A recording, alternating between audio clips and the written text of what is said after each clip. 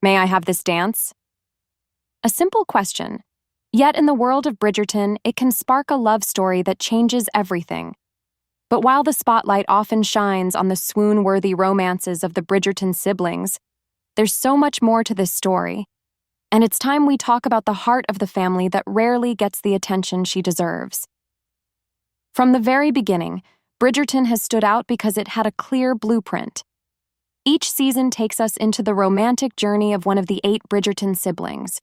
It's a brilliant setup, structured, reliable, and rich in romance. But that same structure also comes with limitations.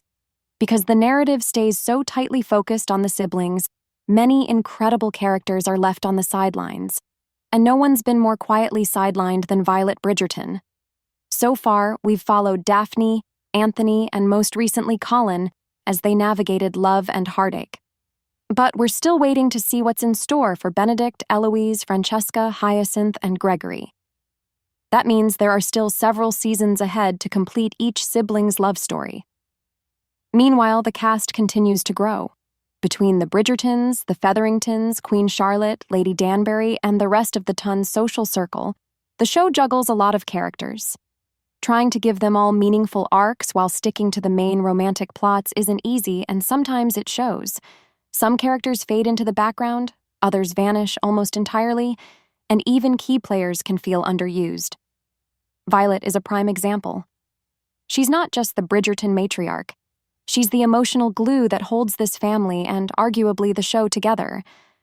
Far from being a passive mother figure, Violet offers wisdom, warmth, and lived experience that brings depth to every scene she's in.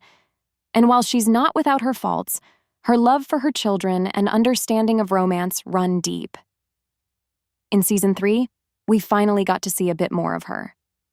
With Daphne largely absent, Violet stepped into a more prominent role, offering the heartfelt guidance we once saw from her eldest daughter.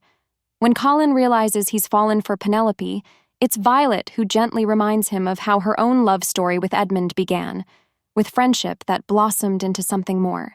It's a touching moment that highlights Violet's understanding not just as a mother, but as someone who's loved deeply and lost dearly. She also plays a quiet but vital role in Francesca's arc. She notices the lack of emotional connection between Francesca and John Sterling, subtly nudging her daughter to reflect more deeply on her feelings.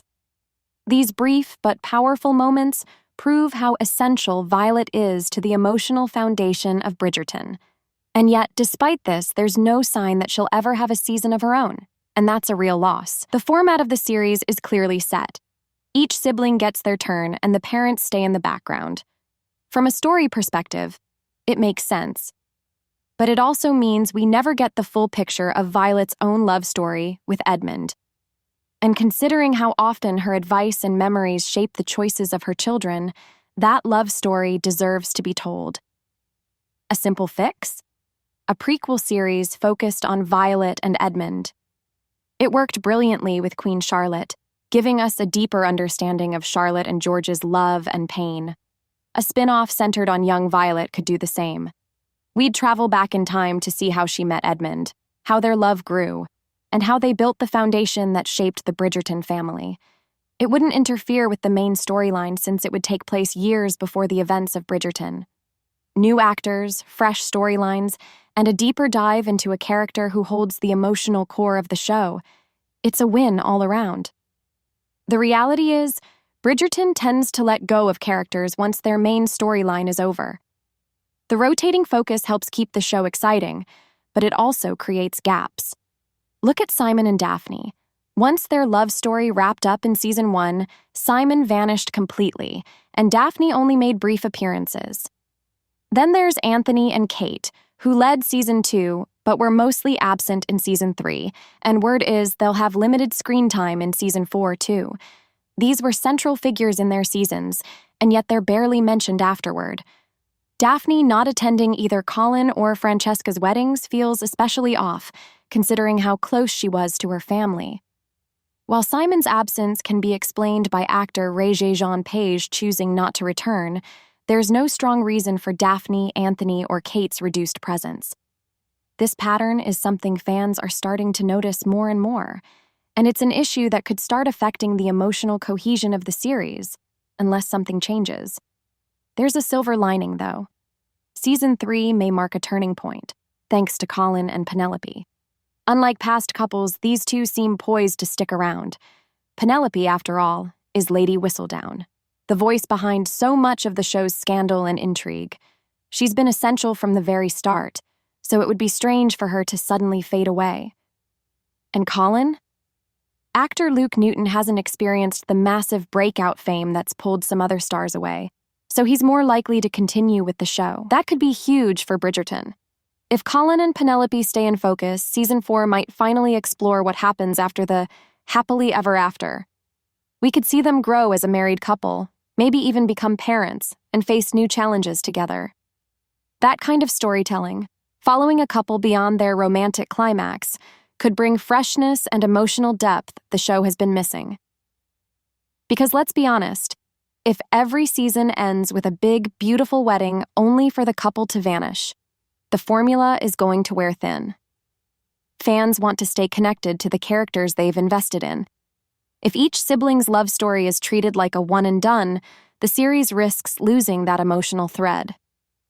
By the time we reach Hyacinth or Gregory, the show might feel like it's starting from scratch with characters audiences barely remember.